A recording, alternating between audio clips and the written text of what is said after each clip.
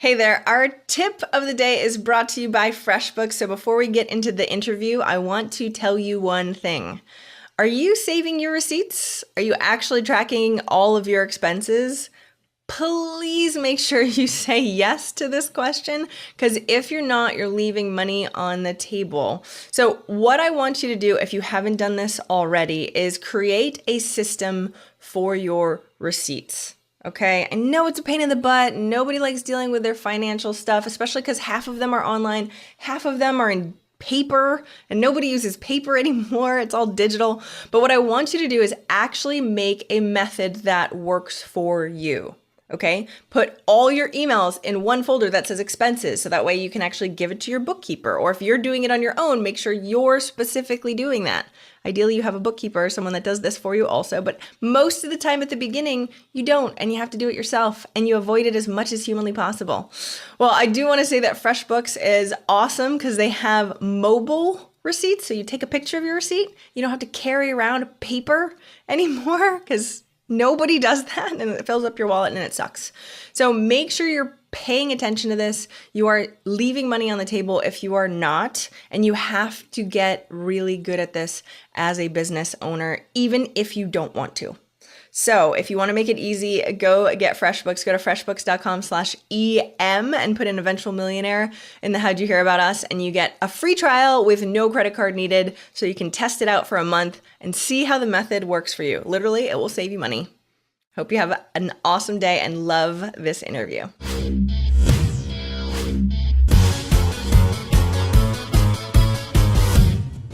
Welcome to Eventual Millionaire. I'm Jamie Masters, and today on the show we have Raj Bhaskar. Now, I'm super excited. He runs a company called Hurdler. He was actually apparently just in Austin, and I missed him. And his previous company was called Visual Homes, which he sold. Thank you so much for coming on the show today. Thanks for having me, Jamie. I'm really excited to be here. So I started asking you questions even before we started recording, and I was like, okay, I need to hold on because I have so many things.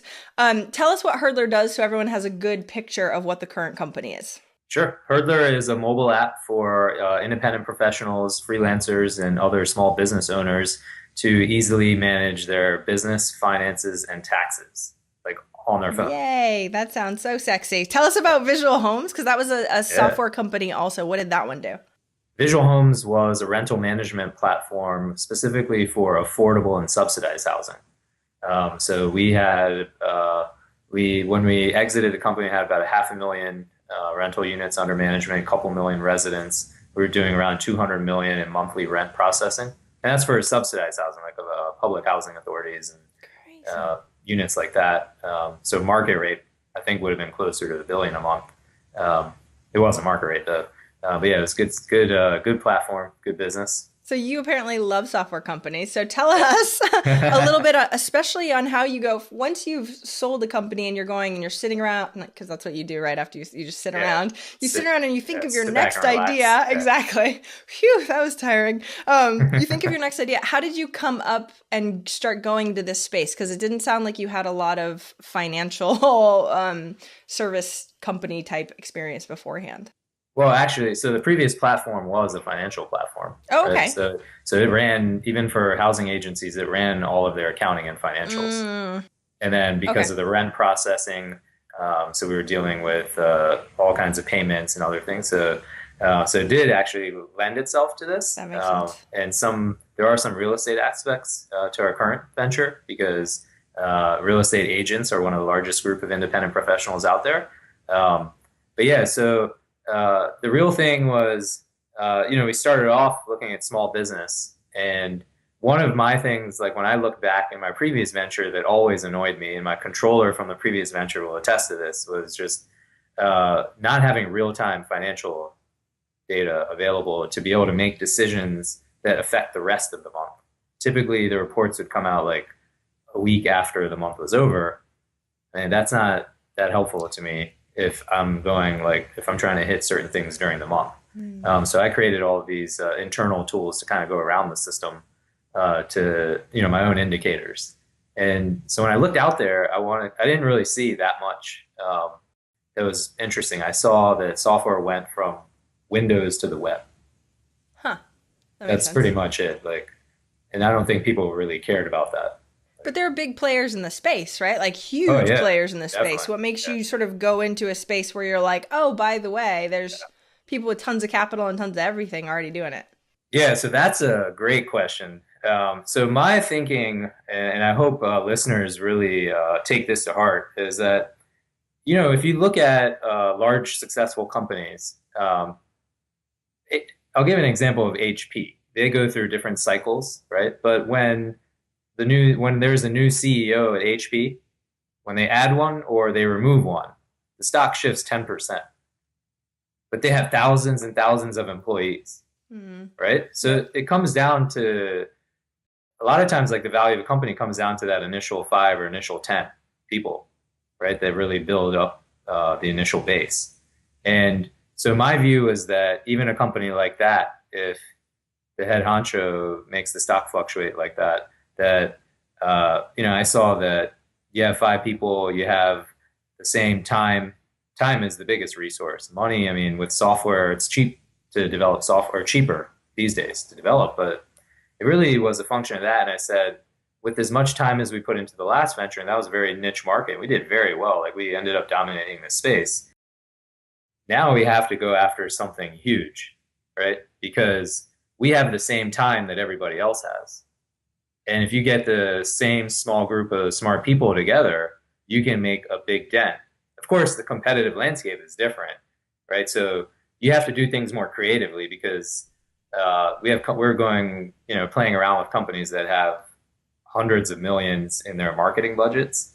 Um, but different companies have different strategies. But I think the main point is like that's how I viewed it. That I actually viewed it that it would be a waste of time and risky to not go after a big market because we're not really about money per se. We want to create major value. Okay, so going back to the previous company, when you started that, did you plan on it being as big as it was? Like, were you like, oh, this is going to be huge and it's going to be amazing and that sort of stuff? I actually thought it would be like a quarter of the size of what it got to be. Okay, so when was that realization point where you're like, oh, huh, okay, I could grow this way bigger than I initially intended? So I went into it kind of with a 5 year outlook. Hmm. So probably around year four, when we hadn't moved the needle that much Yeah. in terms of financial indicators, but we Hmm. moved product wise and reputation was building up. And then it just started coming like from year five onwards to year five to year 10, we were doubling our revenue every year. Why do you think that is? I think because we took the time to really build up our reputation, and that is twofold. I think, two key parts on building up reputation. Well, three. I mean, it all stems down to having the right people and the right culture and mindset. So that's like the first part. But the real two parts there, with when you do that, when you hire top-notch people, you can have the best product and then service, like your customer success. Like customer success is a big term that's used these days. I totally believe in it, but I also like some of it. Like I'm amused by a lot of it because I actually had staff whose title was customer success between 2000 and 2010, You're like, right been early there, done on. that So before everyone else, buddy. Thank yeah, I you. mean our customer conference, our annual customer conference was called Visual Home Success, right? And you, So of I course, had totally a believed in customer that. conference. That's ridiculously impressive. Most companies will not, but that took for you 4 years. So a lot of people don't, that's a long time. A lot of Yep. people are like in year two right now going, oh my gosh, it's going to take 2 more years before I feel like things are actually picking Yep. up. How do Yep. you mentally deal with that? Yeah. It's that's challenging. I mean, there's no question around that. I can tell you that in my current venture, I was already prepared. Like my whole mindset from day one was a 10-year outlook. So how did I deal with it then is, yeah, it's challenging. I mean, you go through different things and like, you have to have intestinal fortitude. That's a term that I like. And I think I developed that like during that How venture. do you develop it? Yeah, because that's the Yeah, thing. We've I heard don't the think I term. had it completely. So Um, tell me more. Because how yeah, did you it's go from not having it to having it? Because everybody needs this as an yeah. entrepreneur. So first you have to understand your market and know that like it actually exists and you're providing a major value prop. So you have to do those validations early on.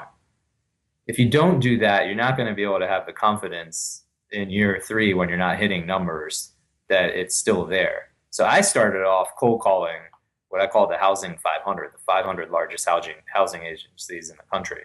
And it took a whole summer, and I interviewed the right people at each of those agencies. So I had a whole landscape of the market. The only thing that didn't show up in those interviews is that a lot of the agencies were off in their predictions of when they might go out for new software. Some off by many years, right? So instead of it being a 5 year market, it's really a 10-year market, which is obvious anytime you have the government involved, they typically are 10-year cycles. Do you feel like But you got into early and that's why it took so long? It's just typical. not at Okay. all. Yeah, not at all, because that's where in certain markets, and I think most markets, your reputation is very important. Unless you have like a $2 widget, like if you're going, I mean, we were doing like quite a bit of enterprise level software. Reputation is important, and I think like that's something that's important here, even on new venture, like customer success from day one. Like we have in-app chat, like live in-app chat with our team, right? Uber just added that, right? I'm not saying we're a 60, 70 billion dollar company, but I believe in customer success, and we're helping entrepreneurs, right? So we have to give them that helpline. Hmm. And we do that. We do it in an efficient way, but we still do it. So yeah, it does cost us quite a bit, but we learn so much from it. And then we're building a raving fan base because of it. And you're not going to see huge financial numbers from us right now, but you will in a couple of years, right? And that's because we're building that right base with that long-term outlook. So I think for the entrepreneur who's a couple years in, 2, 3 years in, and they're not seeing anything, if they've done the validation and they know that market exists, then you got to stick with it. You got to keep your expenses low, right? And still churn it out, because other companies will come and go. It's your reputation. They're going to start to become more and more comfortable with you because you're there. You're not just going to disappear. After several years, they see you're not transactional, right? That's where you start building up relationships. So I think that's a key thing. If you have done the validation and you're still not hitting the numbers, I think, or sorry, if you haven't, go do the validation, right? I think that's a key thing. And people know me close. Like I'm a huge fan of cold calling or cold calling 2.0. I hit people up cold on even LinkedIn and email, but your value prop has to be solid. But I'm going for a conversation and exploring. I'm not going for a sale. Tell me Right? more So, about that. Tell me about yeah. the system that you do in order to do that. Yeah. So, you know, some could argue that it's easier because I've already exited. So if someone, if I reach out to someone and, they respond to me, I still have a very high success rate of open rates and responses, actual responses. But I think it's because I go with value, because I don't know that people really read that much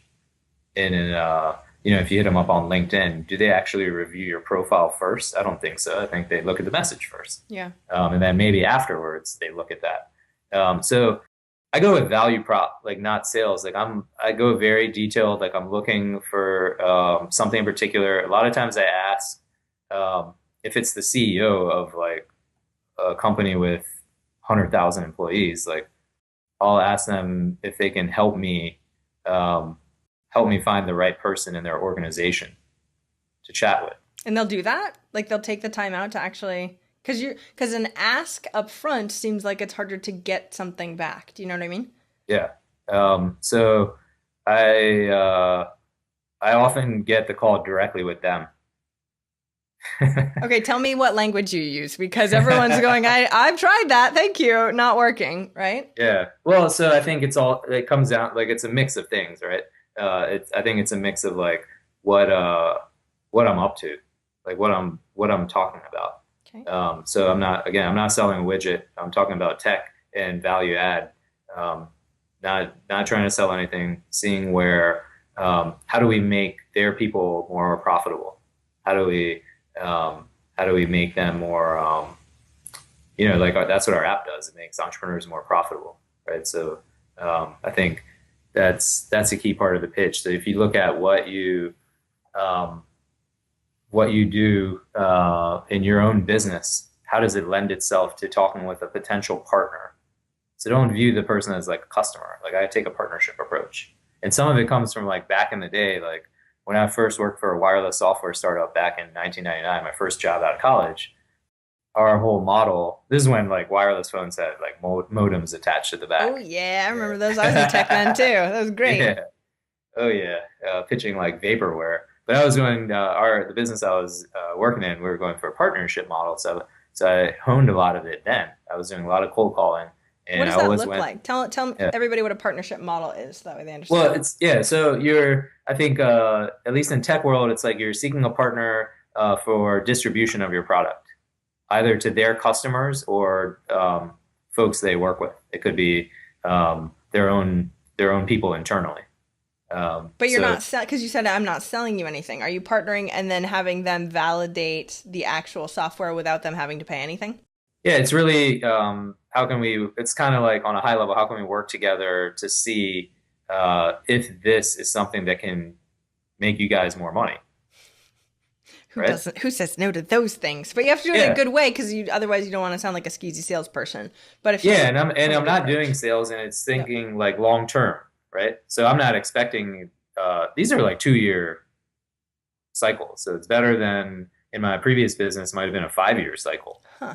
but this would be like 2 years. And I think what happens in time, of course, is when I start getting partnerships under our belt, right? We have the social proof out there, so you can reduce the cycle times, but I always lead with value proposition, like Okay. right out of the gates, like this is what we've done for over 50,000 Uber drivers. We've made them more profitable, right? We've helped them reduce their taxes, which basically increases money in their pocket, right? So if you're a company that has a lot of independent drivers, that's interesting.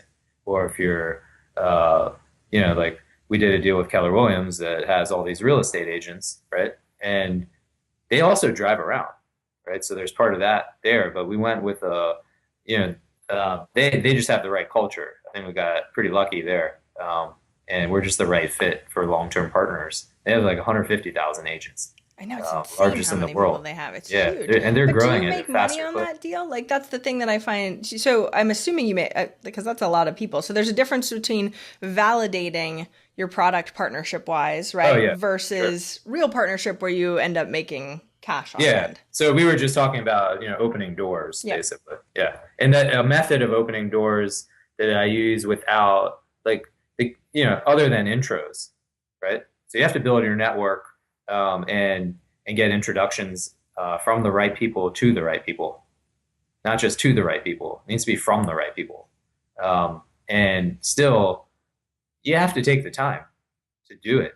You can't just build a relationship in 30 days and then try to flip it into a major transaction. Like people Mm. see right through that. That's not, people know like you're doing business and you want to do business, and people want to be friends these days with everyone they do business with too. Yep. So I always say like my thing is I'm the same person inside my house as when I walk out the front door. I only have one set of values, my personal values, and I use those personal values in my business life. Like that's it. I'm the same guy. Like there's no difference. I will not do anything for money. Like no way. It doesn't last. It's not worth it. Um, it's just I just wouldn't do it. Right. So like all my team members here, like we all love each other. And if that changes, then we should part ways. Everyone should be smiling on the way in and smiling on the way out. And it's same thing. Like whether it's your partners or vendors, you know, we have Comcast in our office because it's a requirement. Like it's the only internet service available in the building we're in. Mm-hmm. Yeah. And that is literally the only vendor that we use that we don't like. Because we don't Seriously, have, I used to work with them also in my last job. Oh my gosh. Anyway, side note. yeah. We haven't Just actually had an issue with the line, but I yeah, just don't like as a Comcast, period. company. I've Nope, had me a neither. terrible experience from the consumer side, and I just wouldn't want to work with them.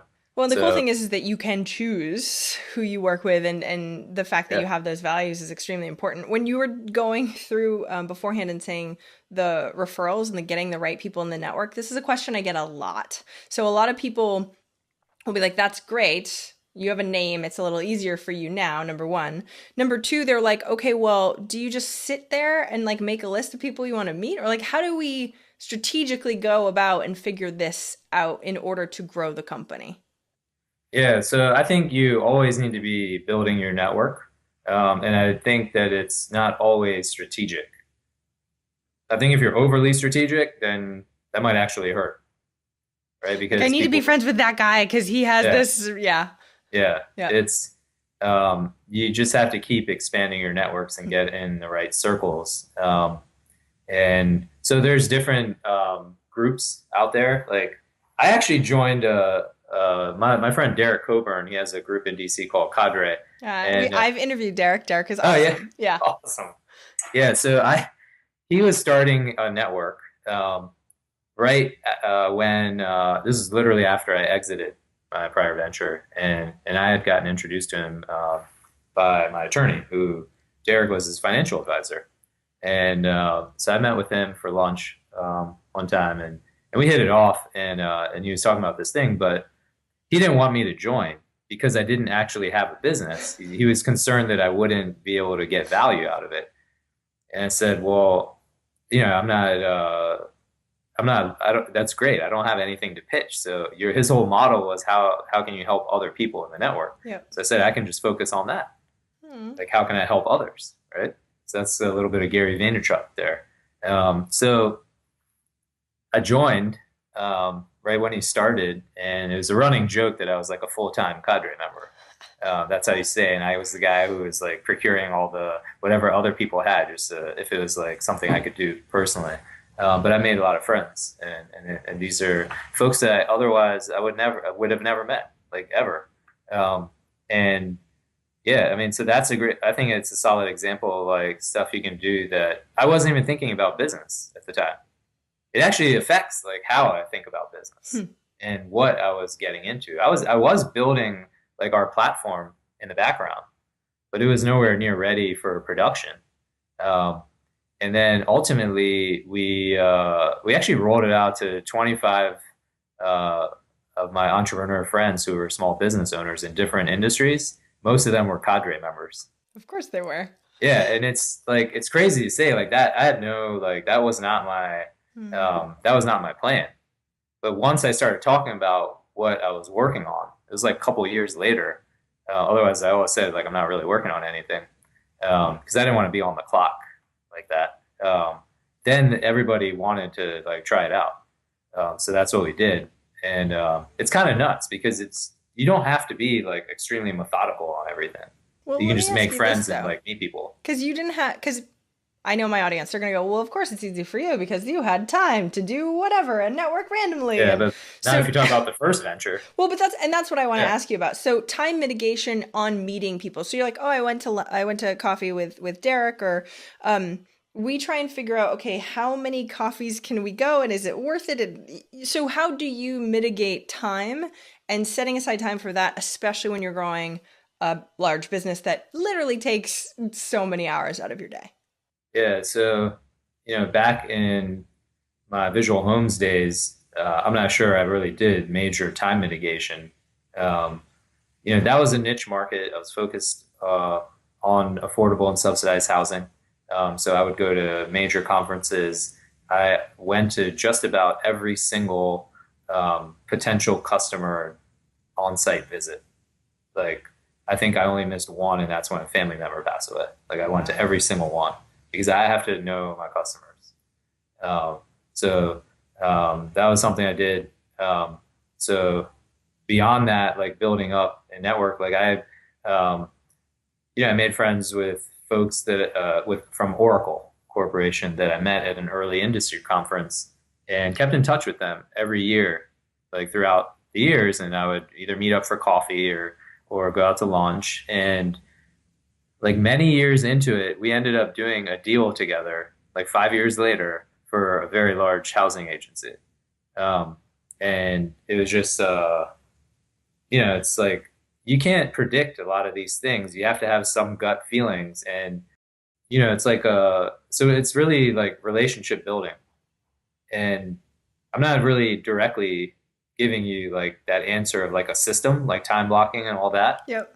Um, for me, it seemed pretty obvious, like where it's a complete waste of time and where it's not. So where I'm going for relationship building, a long-term approach, it's not a waste of time at all. You won't see immediate results. Um, but I'm not doing it necessarily completely for business, right? You're just building up long-term value. And worst case scenario, you've made a friend, right? That's like the key, the minimum. Um, so I think I think you can't short circuit a lot of this stuff. You can't short circuit relationships.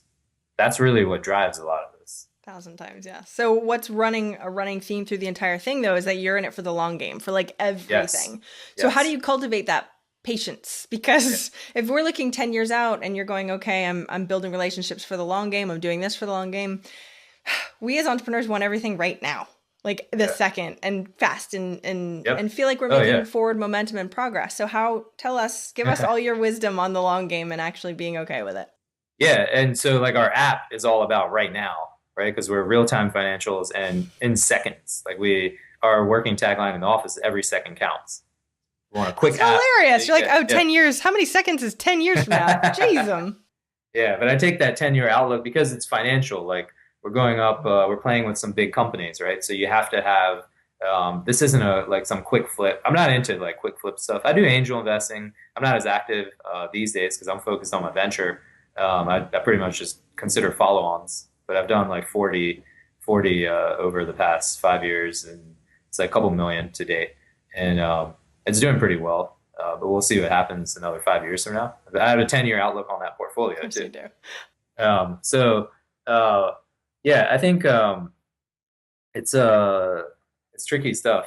Um, Sorry, I lost track of the Well, I'm wondering question. about patience. So Yeah, so I know yeah, you're probably still working your butt off right yes, now, yeah. but do you set your goals to be a lot more reasonable? How do you deliver that patience within the 10-year and not making as much momentum as you want to? Is expectations different? Like how do you do that? Yeah, so for me, what's most helpful on a 10-year outlook is that uh, the way I approach building a business, and this is only my second real business. It just doesn't include all the candy and soda selling back in middle school and high Oh school, car yeah. detailing and snow shoveling, all the cash businesses. Um, the the thing that the 10-year outlook does for me is that whatever we're doing strategically, we're basically adding value at every step of the way, or everything we're doing should be adding value, long-term value. And so what I mean by that is like one of the things in our platform is a real-time income tax calculation engine that's currently supports all 50 states and DC, and we're rolling out in another month. All there's 5,000 localities in the U.S. that have their own tax rules, right? So we'll have the whole country covered, and then we're going to turn on Canada. I think at the same time we turn on U.S. local, and then we have some other English-speaking countries to start off with. Um, you can't have a short outlook on something like that.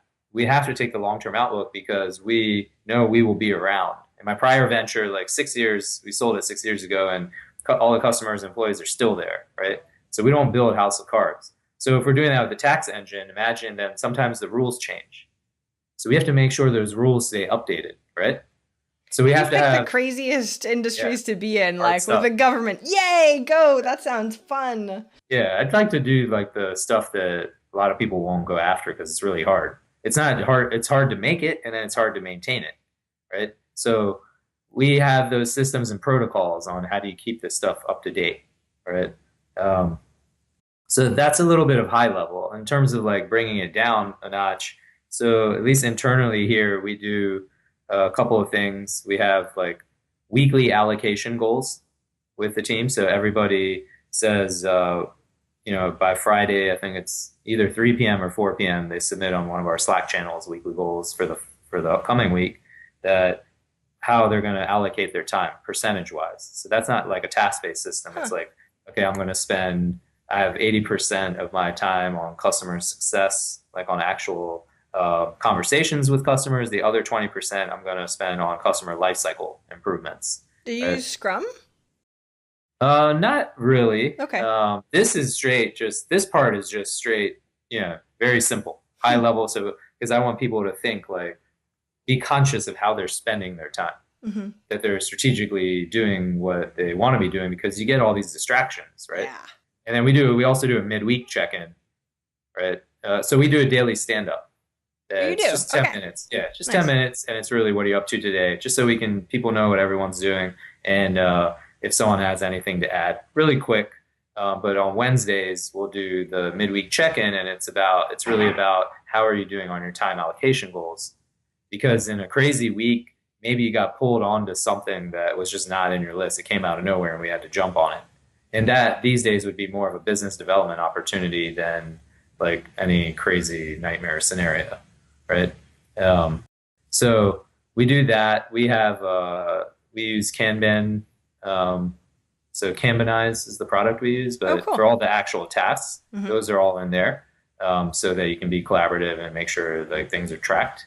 Um, but that's kind of like the lower level. The 10-year, going back to the 10-year outlook. So not everybody is down for like, when you bring on team members, they're not down necessarily for a 10-year outlook, but they're certainly down for at least a few years. I think the 10-year outlook helps because they see that I'm taking a long-term approach and not like trying to make a company successful, like build it up and flip it within 2 years, right? That's just not, those are few and far between. And even if you could do that, it's just not something that's not my thing. Like I like this hard work. I don't know. I It's in my like this blood. hard work. I like the problems. I like Yeah. the this. Yeah, I like the work. I like working on the business, but I also love working in the business. So like Interesting. I appreciate like when I've seen a lot of that lately about like working on the business. I like Hmm. doing both. Um, so yeah, it's a lot of time. Like I pretty much personally like it's for me it's work and workout and family time. That's it. I have a 7-month old now, so those are my three buckets. Wow. So you're not And sleeping very much either, or hopefully you are, but yeah, yeah, I do all right. I mean, if you work out, like whatever time you do sleep, you get pretty good sleep. yeah. It's 4 to 6 hours is like a good range. 7 is like you could be groggy after that. Um, but yeah, like I have the buckets. Like my buckets are, you know, for work wise. I mean, my buckets are recruiting, business development, and and product basically. And that's the Uh, in the business. The working on the product is the in part, I'm assuming, or is that Yeah, I guess I do other stuff that fills in the cracks or the little spaces. Those are my three key buckets. Product isn't always like busy, right? Because you go in spurts. yep. But um, working with the team, like on those different areas, biz dev and other things, and I have a percent on customer success. Like I read almost all of our conversations that go on. That's Um, insane. yeah, I love how normal it is. You're just like, yep, and then you keep chugging along, and then you keep chugging, and then you still keep chugging, and then you keep going, right? So that's what it sounds. That's what I keep pulling from everything you say. And then every day we make our lunch, and then we do that, and we do this, and then over time it all adds up. So as long as we've got those expectations on the upfront, I know we have to start wrapping up right now. So out of everything, what's one action listeners can take this week to help move them forward towards their goal of 1 million? I think it's focus. So what is not adding value right now? There are many things you're doing this week that you're not adding value, that are not adding value to your business. I love the book, The One Thing, by Gary Keller and Jay Papasan. If you have time to read that, maybe not this week, but over the weekend, just read it real quick. Read the first couple parts at least. That can get you to focus. You may have heard this like so many times, but that's my key trick. It's like, get the noise out and focus. So hugely important. Yes, and if they've heard the book and haven't read it yet, that's their own gosh darn fault. Go get the book. It literally takes like an hour to read. It's so simple that you'll go, okay, I get it. Okay, I get it. But it hammers it into your head, which is exactly what entrepreneurs need because we're sometimes a little thick headed. Yeah, So thank you so much for coming on. Where can we find out more about your app, especially because we've got a lot of freelancers and stuff that are listening? sure. Where can we find out more about that? Hurdler.com, HURDLR.com, or you can look up Hurdler in the App Store or Google Play. And then if you want to chat with me, you can find me in the in-app chat. Awesome. Everyone's going to be like, hey, Raj, how are you? Awesome. Make sure everybody check that out. Thank you so much for coming on the show today. I really appreciate it. Thanks for having me, Jamie. It's awesome. I hope you enjoyed that interview. And if you want more like it, go to eventualmillionaire.com. If you click on the millionaire case studies, you will see over 200 millionaire interviews. I don't want you to get overwhelmed, of course, but I do want you to pick the one that might make the biggest difference in your business today. So what's something you're struggling with, and take a look and see if one of those could specifically help you. Don't just take information for information's sake. I want you to be able to take the information, have it applicable to you right now. You use it, you take action, you see results, you come back and go, Jamie, that was amazing. That's what I want. So go check out eventualmillionaire.com and click on the millionaire case studies. Thanks.